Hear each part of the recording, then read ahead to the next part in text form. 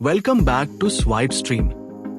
अगर आप सेब की खेती शुरू करना चाहते हैं तो सबसे पहले समझिए सही क्लाइमेट का महत्व। सेब की अच्छी पैदावार के लिए ठंडी सर्दियां बहुत जरूरी होती हैं, जिससे पेड़ों को प्रॉपर चिलिंग आवर्स मिलते हैं। समुद्र तल से 1500 से 2700 मीटर की ऊंचाई एप्पल फार्मिंग के लिए सबसे आइडियल मानी जाती है।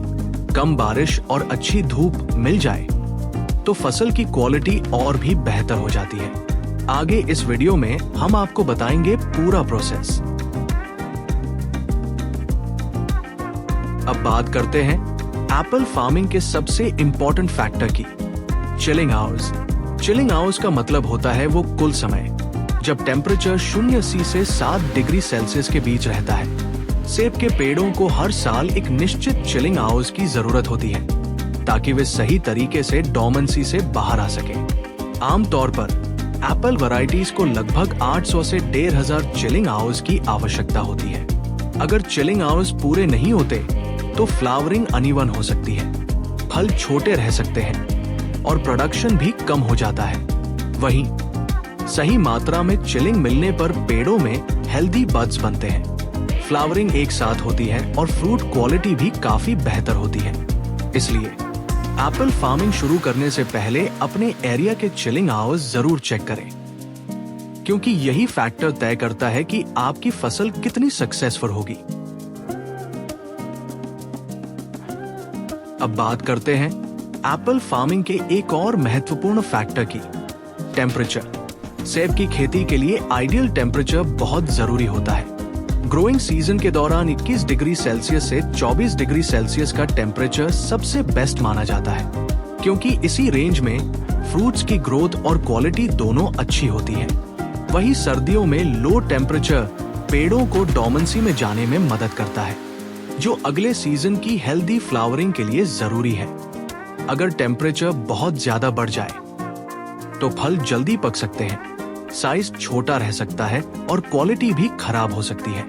और अगर बहुत ज्यादा ठंड या फ्रोस्ट पड़ जाए तो फ्लावर्स और बड्स को नुकसान हो सकता है। इसलिए बैलेंस टेम्परेचर ही सक्सेसफुल एप्पल फार्मिंग की है।